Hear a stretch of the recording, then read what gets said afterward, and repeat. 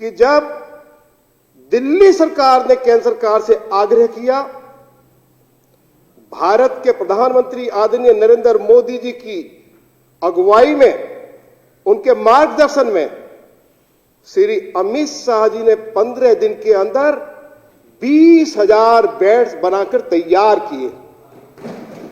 मैं बताना चाहता हूं कि 500 रेल के डिब्बों में आईसीयू वार्ड बना दिए गए। 1,000 बेड्स हमारी ministry of defence, DRDO department और टाटा इंस्टीट्यूट की मदद से बनाकर तैयार कर दिए गए। आदरणीय अध्यक्ष जी, मेडिकल स्टाफ की जो कमी थी, देश के प्रधानमंत्री आदरणीय मोदी जी ने कहा कि पैरामिलिट्री फोर्सेस के पास जितना भी मेडिकल स्टाफ है उनको एयरलिफ्ट कर दिल्ली लाया जाए, जिससे कि दिल्ली के लोगों की जान बचाई जा सके। और फिर पैरामिलिट्री फोर्सेस के स्टाफ को एयरलिफ्ट करके दिल्ली लाया गया। आदरणीय मुख्यमंत्री जी को मालूम है, आदरणीय स्वास्थ्य मंत्री को मालूम है। आदरणीय अध्यक्ष जी, पीपी किट उपलब्ध कराई गई, वेंटिलेटर उपलब्ध कराए गए, आईसीयू वार्ड की व्यवस्था की गई, ऑक्सीजन सिलेंडर दिए गए, जांच के रेट कम कराए, प्राइवेट अस्पतालों में जो लूट थी उस लूट को कम किया गया। आदरणीय अध्यक्ष जी, ये सब कुछ हमारे देश के प्रधानमंत्री आदरणीय नरेंद्र मोदी जी के निर्देश पर और मुख्यमंत्री जी ने, जो माननीय गृह मंत्री की बैठक हुई थी और उन्होंने जो आग्रह किया था, उनके आग्रह को स्वीकार करते हुए जो कमिटमेंट की मुख्यमंत्री से, उसको 100% पूरा किया। मैं जरूर चाहता हूं कि सदन देश के प्रधानमंत्री के प्रति आभार व्यक्त करे, दलगत राजनीति से ऊपर उठ के। आदरणीय अध्यक्ष जी, इस अभिभाषण में इस बात की चर्चा नहीं, राशन की बात हो रही थी। हां, मुख्यमंत्री जी ने भी जो उनकी सरकार से बन पाया, उन्होंने गरीबों के लिए राशन की व्यवस्था की। लेकिन आदरणीय अध्यक्ष जी, माननीय मुख्यमंत्री जी यहां बैठे हुए हैं, मैं जानकारी सदन को जरूर देना चाहता हूं कि 6 महीने तक भारत के प्रधानमंत्री आदरणीय नरेंद्र मोदी जी ने 72 लाख लोगों को 8 किलो गेहूं, 2 किलो चावल, 1 किलो चना मुफ्त उपलब्ध कराया। और उसमें जो 4 किलो गेहूं था, 1 किलो चावल, 1 किलो चना बिल्कुल मुफ्त था। और जो 4 किलो गेहूं, 1 किलो चावल था, जो 2 रुपए किलो गेहूं दिया जाता था, 3 रुपए किलो चावल दिया जाता था, उसमें हर महीने दिल्ली सरकार का 6.5 करोड़ रुपया कंट्रीब्यूशन था। 72 लाख लोगों को मोदी जी की सरकार के द्वारा मुफ्त राशन उपलब्ध कराया जाए, क्या हमें उनके प्रति आभार व्यक्त नहीं करना चाहिए? आदरणीय अध्यक्ष जी, जो दिव्यांगजन है, बेसहारा विधवा है, सीनियर सिटीजन है, 1,000 रुपए उनके खाते में डाले गए। हमारी जो महिलाएं हैं दिल्ली में, गरीब हैं, उनके जनधन खातों में 500 रुपए 3 महीने तक डाले गए। दिल्ली के अंदर लगभग 3 लाख महिलाओं को मुफ्त रसोई गैस का सिलेंडर देश के प्रधानमंत्री आदरणीय श्री नरेंद्र मोदी जी ने इस संकट की घड़ी में उनको मुफ्त उपलब्ध कराया। क्या इसकी चर्चा हमको करनी चाहिए या नहीं करनी चाहिए? आदरणीय अध्यक्ष जी, हमारे दिल्ली के अंदर लगभग 10 लाख लोग खोखा पट्टी वाले हैं। वो इज्जत और सम्मान के साथ रोजी रोटी कमा सके, आदरणीय मोदी जी ने उनके लिए भी 10-10 हजार रुपए उपलब्ध करा दिए कि वो सम्मान के साथ रोजी रोटी कमा सके। आदरणीय अध्यक्ष जी, चर्चा हो रही है कि 4 लाख प्रवासी श्रमिक जो दिल्ली से गए, अब मैं उसकी बहुत ज्यादा बारीकी में नहीं जाना चाहता, लेकिन मैं इतना जरूर कहना चाहता हूं, रूलिंग पार्टी के ऑनरेबल मेंबर्स क्या कह रहे हैं मैं उस कंट्रोवर्सी में नहीं पढ़ना चाहता हूं, लेकिन मैं सच्चाई जरूर कहना चाहता हूं कि जो 4 लाख प्रवासी श्रमिक दिल्ली छोड़कर गए, उनके लिए मोदी जी की सरकार ने रेलों में मुफ्त सफर की व्यवस्था की। 85% पैसा मोदी जी की सरकार ने दिया, और जिस राज्य में वो गए 15% उस राज्य सरकार ने दिया। तो इसकी चर्चा भी तो हमको करनी चाहिए सदन में कि संकट की घड़ी में केंद्र सरकार जो है पूरी ईमानदारी के साथ दिल्ली सरकार के साथ खड़ी हुई थी। इसकी चर्चा अध्यक्ष जी होनी चाहिए। अध्यक्ष जी, उपराज्यपाल महोदय ने शिक्षा के बारे में भी कुछ चर्चा की है। हमारे ऑनरेबल डिप्टी चीफ मिनिस्टर यहां बैठे हुए हैं। मैं जरूर जानना चाहूंगा, पहले दिल्ली में 10,000 टीचर्स, वाइस प्रिंसिपल की कमी थी। 5600 हमने उन टीचर्स को निकाल दिया जिनको हमने रीएम्प्लॉय किया था। 5000 हमने गेस्ट टीचर्स को निकाल दिया। अध्यक्ष जी, अब हम कहते हैं कि हमारा रिजल्ट बहुत अच्छा आ रहा है।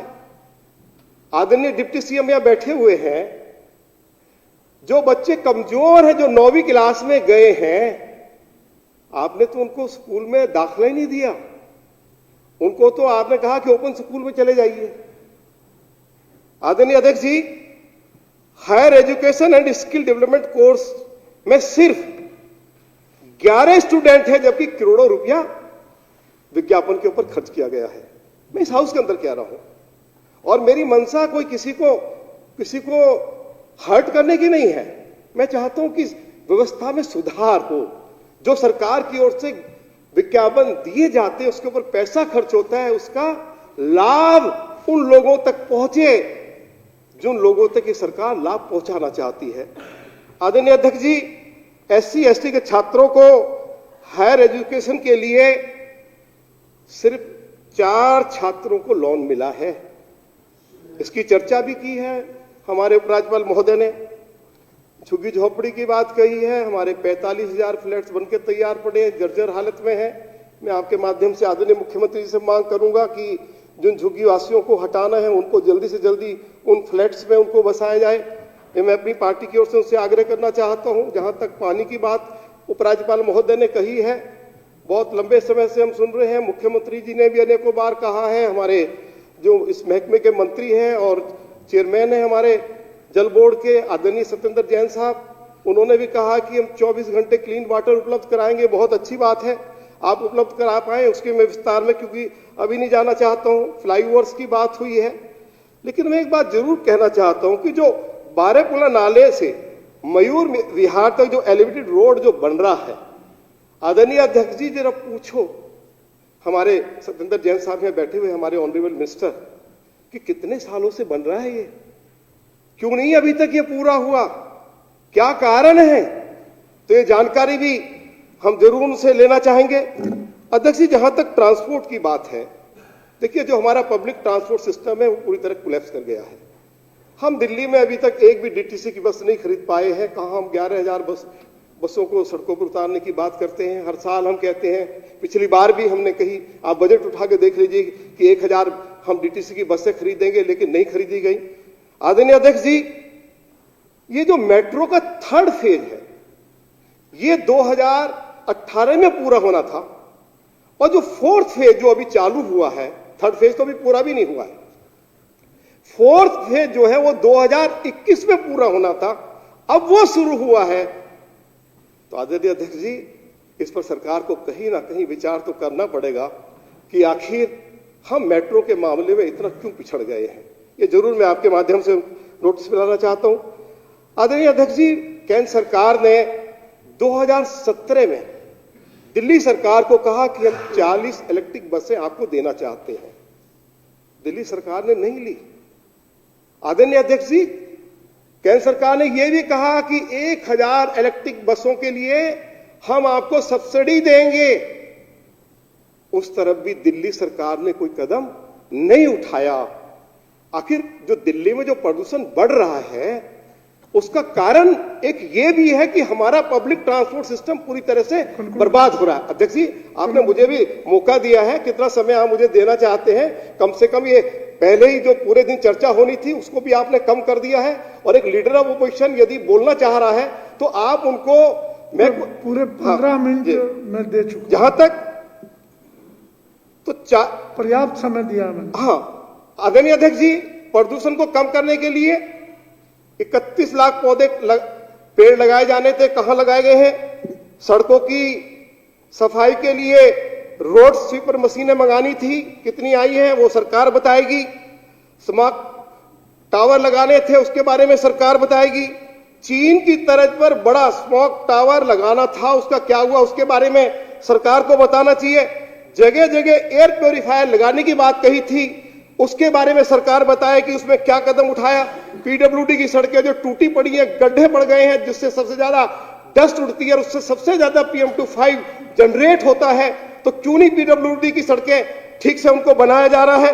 और इसी तरह से जहां जहां ट्रैफिक जाम होता उन स्थानों पर फ्लाईओवर बनाने थे, आखिर उसके लिए सरकार ने क्या कदम उठाया? आदरणीय अध्यक्ष जी, प्लीज आप कंक्लूड करिए प्लीज। एक मैं कंक्लूड कर रहा हूं ना, ये जो रेड लाइट पे वो क्या है, इंजन रेड लाइट ऑन गाड़ी ऑफ।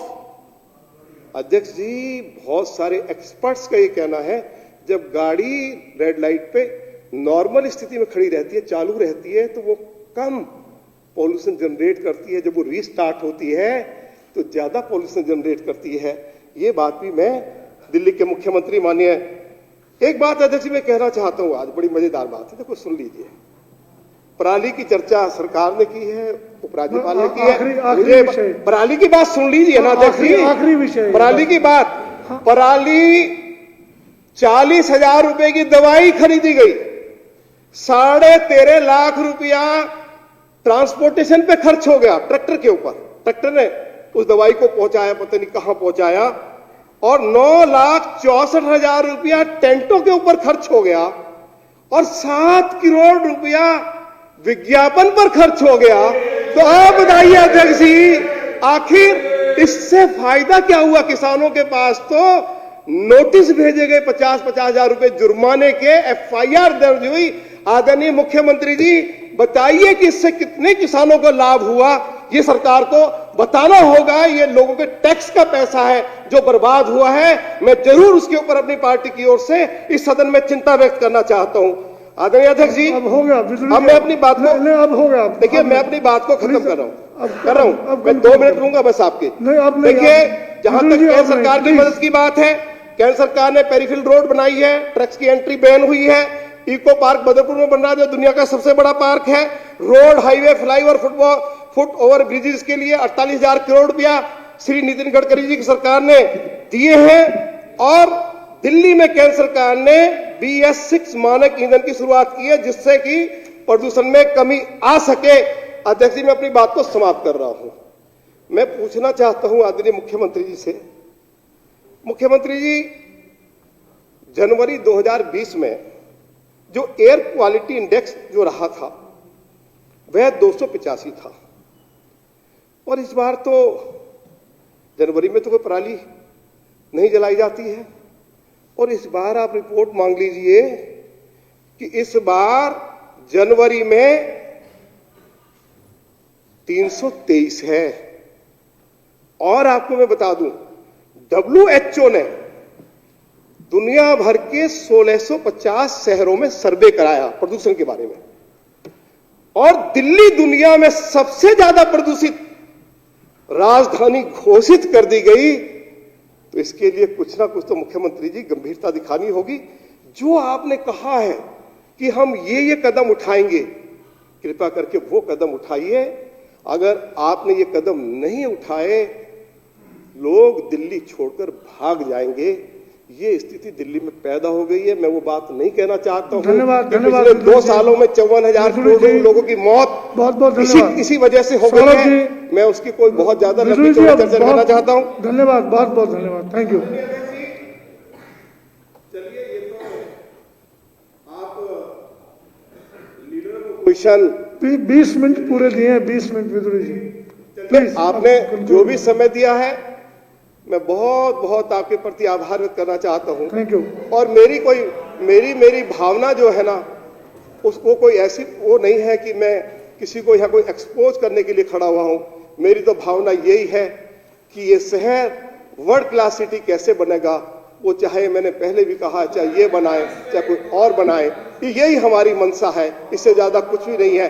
अध्यक्ष जी, बहुत बहुत आपका मैं धन्यवाद करना चाहता हूँ। सौरभ जी, अपने शहर की लेटेस्ट खबरों के लिए चैनल को सब्सक्राइब करें और बेल आइकन को दबाएं।